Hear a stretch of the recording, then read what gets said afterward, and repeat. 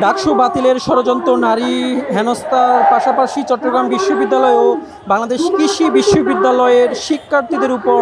বহিরাগতদের যে ন্যাক্কারজনক হামলা, তারই প্রতিবাদে বাংলাদেশ ইসলামী ছাত্র শিবির ঢাকা মহানগর কর্তৃক আয়োজিত বিক্ষোভ মিছিল জাতীয় প্রেস ক্লাবের সামনে থেকে কিছুক্ষণ আগেই শুরু হয়েছে এবং এই বিক্ষোভ মিছিলটি শাহবাগ মোড়ে গিয়ে একটি সংক্ষিপ্ত সমাবেশের মাধ্যমে শেষ হওয়ার কথা রয়েছে। আপনাদেরকে যদি জানিয়ে রাখি, তারা যে বিষয়টি উল্লেখ করেছেন যে ডাকসু বাতিলের যে ষড়যন্ত্র চলছে, গতকালকে যে হাইকোর্টে একটি রায়ের মাধ্যমে যে ডাকসু নির্বাচন স্থগিত করা হয়েছিল এবং তার কিছুক্ষণ পর আবারও সেটিকে বাতিল ঘোষণা, এই পিছনে যে বা যারা জড়িত তারা মূলত ডাকসুকে বানচালের ষড়যন্ত্রের পিছনে সম্পৃক্ত, এমনটি কিন্তু তারা উল্লেখ করেছেন। এবং তারা যে বিষয়টি বলেছেন যে ডাকসু নির্বাচনে যে সকল নারী প্রার্থী রয়েছেন তাদেরকে সাইবার বুলিংয়ের পাশাপাশি যে সকল হেনস্থার ঘটনা ঘটেছে, এবং তারা বলছেন গতকালকে নারী প্রার্থীকে যে দর্শনের হুমকি দেওয়া হয়েছে এবং সেই শিক্ষার্থীকে ছাত্র শিবিরের কর্মী হিসেবে যে দাবি করা হয়েছে, তারা বলছেন এটি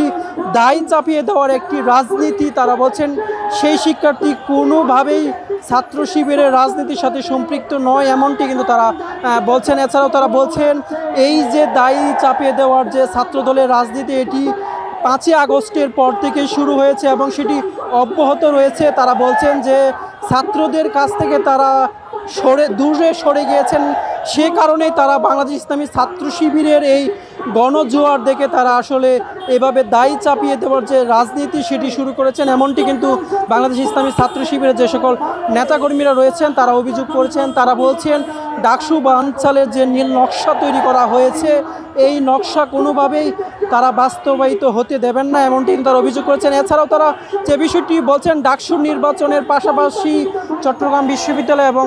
বাংলাদেশ কৃষি বিশ্ববিদ্যালয়ের শিক্ষার্থীদের উপর যে বহিরাগতদের যে হামলা, সেই হামলার নীল নকশা এবং ঢাকা বিশ্ববিদ্যালয়ের যে ডাকসু নির্বাচন বানচালের যে নকশা সেটি একই সূত্রে গাঁথা, এমনটি কিন্তু তারা অভিযোগ করেছেন। এবং তারা বলছেন এর পিছনে যে বা যারা জড়িত রয়েছেন তাদের এই নীল নকশা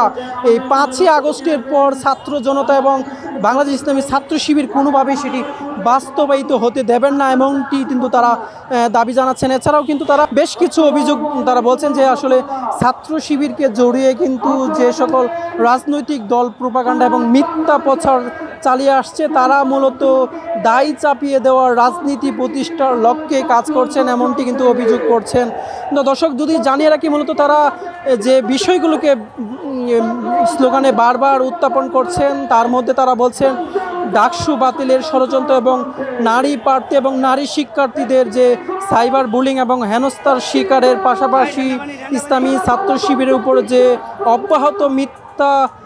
প্রচারের প্রতিবাদের পাশাপাশি চট্টগ্রাম বিশ্ববিদ্যালয় এবং বাংলাদেশ কৃষি বিশ্ববিদ্যালয়ের শিক্ষার্থীর উপর যে ন্যাক্কারজনক হামলার ঘটনা ঘটেছে, তার প্রতিবাদেই মূলত আজকের এই বিক্ষোভ মিছিলের আয়োজন করেছেন বাংলাদেশ ইসলামী ছাত্র শিবির। তো এই ছিল আমার কাছে বাংলাদেশ ইসলামী ছাত্র শিবিরের বিক্ষোভ মিছিল থেকে আমার কাছে থাকা সবশেষ তথ্য।